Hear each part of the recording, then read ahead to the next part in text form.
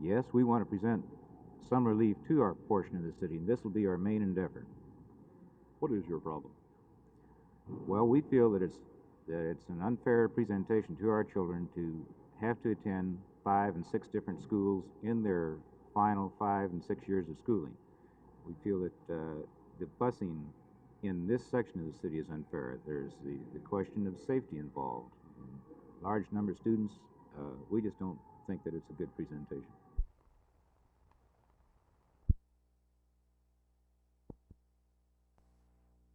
I was in the mobile service station buying gasoline for my personal car, and I noticed a yellow taxi cab pull into the driveway, and just as I was leaving, the service station attendant followed me out and was talking to the woman in the cab. Just as I got in my car, I heard him say something, and he sounded real excited, and I looked up, and he was running for my car. And as I looked over at the cab, I noticed there was a woman in it, and she was pointing a pistol at him. He got behind my car, and I told him to get inside the car, and I'd get him away from the service station. He got in the back seat, and just as we pulled out of the service station driveway, she started firing at us. So I pulled around on the parking lot of about 75 yards away from her car and took an M1 carbine from the trunk of my car and returned the fire. And then you chased her? Yes, sir. She left the service station and went east on Highway 303. I took the attendant back to the service station and told him to get out and call the police station, and then I pursued her in my own car.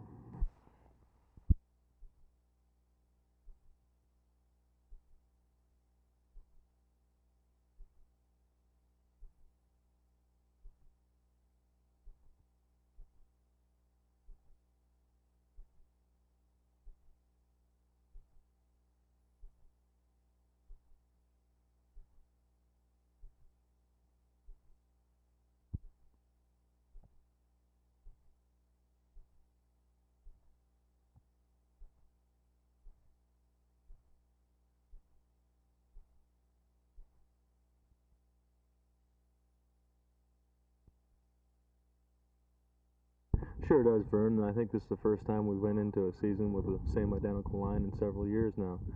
And I know from working the last 2 weeks with John Allen and Blaine Nye, who are on either side of me, that we picked up things such as slip wedge techniques and cutting techniques and just plays that we have to work together on, and we picked it up just like last week was the Super Bowl.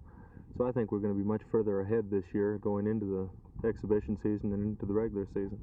You know, last year San Francisco made so much hay with the fact that Brody was dumped only 8 times. Was their offensive line that much better than yours, or is it his technique in getting rid of the ball? Well, this bothers me quite a bit, thinking that they only got dumped 8 times and we were dumped 37 times.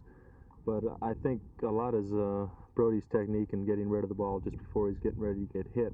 He had a very fine completion record. I think it was 57% last year, 55%. And even though he does dump the ball before he's about to get hit, he still had a good completion record. I think that I think that our offensive line this year will cut down the number of tracks we had considerably. I hear a dog in the background, don't you? I see Ralph Neely and Dan Reeves making howling sounds. I can't. What's your nickname, Dave? By the way, I believe it's Dog.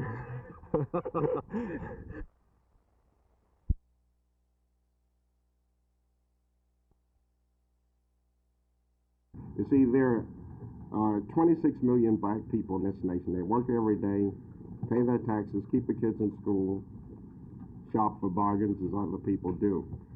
Now, what's been going on in the past decade is a lot of activities which are violent activities, which have given them an incorrect image. So our first national aim is to correct that, to say to this nation that all blacks are not hostile and all blacks are not that violent.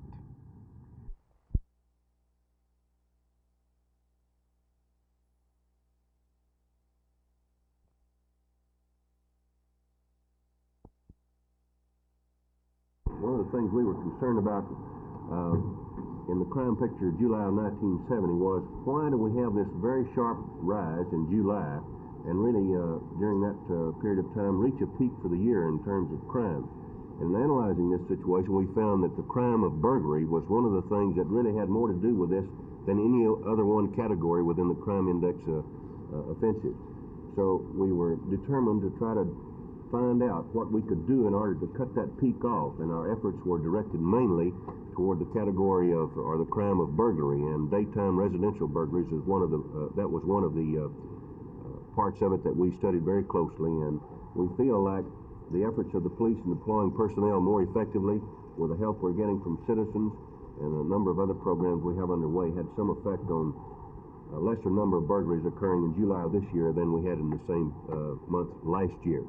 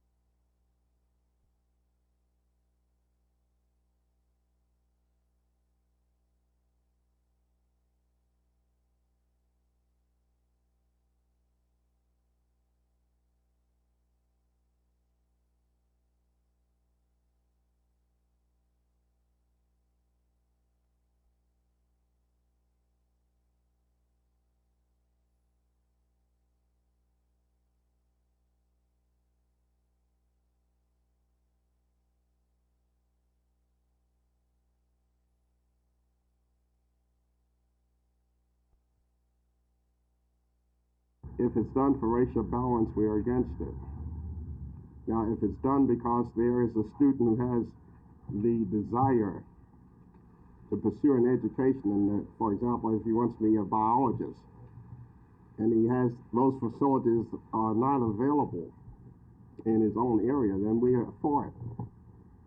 I've seen busing for racial balance in Milwaukee, Wisconsin, and I observed walking through the public school there that they still had segregated classrooms. On one side they were all black, and on the other side were white. Or if say every other classroom, the classes themselves were not integrated, but these kids, white and black, were bused from extreme districts of the city. So if it's for racial balance, we're against it. Do you believe black schools don't give the quality of education white schools do? I would say a few years ago when Thurgood Marshall presented the matter to the Supreme Court, this was very true. In recent years, it is not true.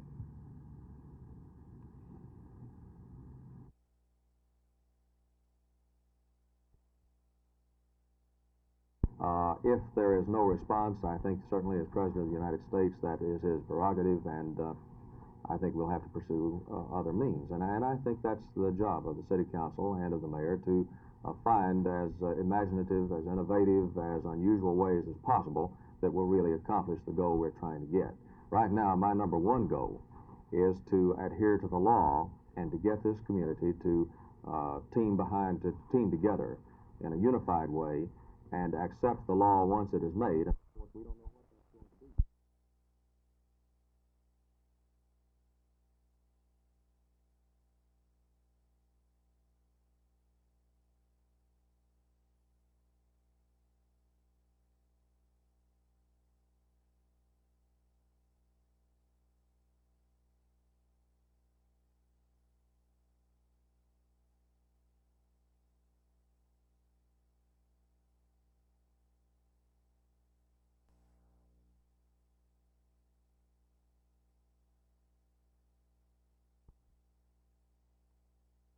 The mayor of the city of Dallas, Wes Wise, has asked the President of the United States to sit down with him in the city of Dallas sometime next week and talk about the busing situation as it now exists or may soon exist in the city of Dallas.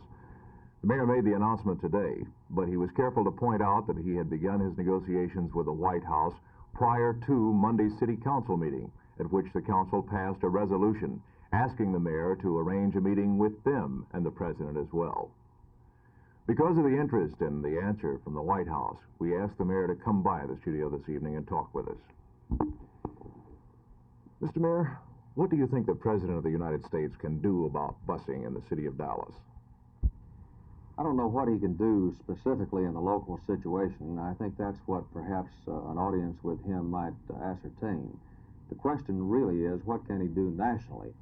And what can I do in explaining to him what the situation has been in the local community that might help him to make certain decisions? You apparently don't think he knows how the people feel about busing. I have a very strong feeling, and I think many other Americans do, and it disturbs me, that he may be insulated to the point where perhaps the expertise is not getting into him from the way I express it is down on the ground. This is down on the ground. I can tell him exactly. First of all, let me emphasize that I think Judge Taylor's overall decision was good for the city of Dallas, certainly compared to many other major cities. But this specific Southwest Oak Cliff situation is an instance that has caused turmoil in the community that I think should be related to the president. And of course, this is mirrored many times over across the South and Southwest. Do you see any parallels between the blacks who were demonstrating in the streets not too long ago to end segregation and the whites who are now demonstrating in order to protest busing? I think they're exactly the same, and I think they accomplish exactly the same, which is nothing. I think in many cases, the demonstrations that you see on the streets, the demonstrations on the steps of City Hall, tend to turn people off instead of on. Suppose the president decides not to meet with either you as the mayor of the city or with you and the city council. What then? Well, first of all, if I don't hear from him by noon tomorrow, I intend to write an airmail special delivery letter expressing to him my concern and the reasons I would like to meet with him. I really feel that perhaps by now has been conveyed to him pretty reasonably. Thank you, Mr. Mayor. So we'll have to wait until at least tomorrow at noon to find out whether or not the White House will reply favorably to the mayor's request for a sit-down conversation with the president. At any rate, as far as busing and desegregation in Dallas is concerned, the rhetoric will continue. Tomorrow, one of the plaintiffs in the case, Ruth Jefferson, will be a guest with Gene Thomas on News 8, etc. We'll see what develops from there.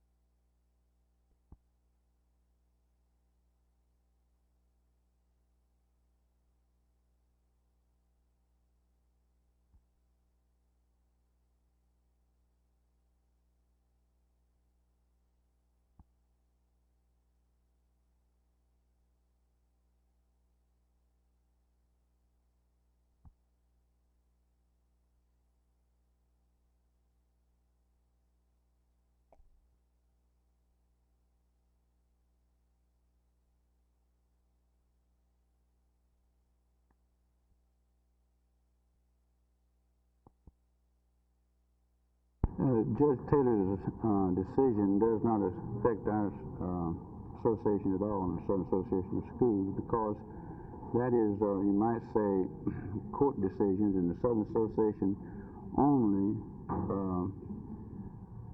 looks to and helps enhance a school program. In other words, we want to help the youngster in everyday school, and the membership of the Southern Association is not affected by court decisions and our cases.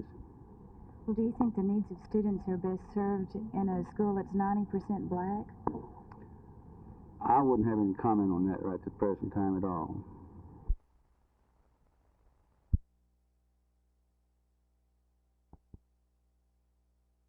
Bobbie, have you found that men try to talk you out of tickets or anything? No, I found the general public's been real nice to us. Have you found any handicaps being a woman on this particular job? No, not necessarily. What are your duties as a woman police officer?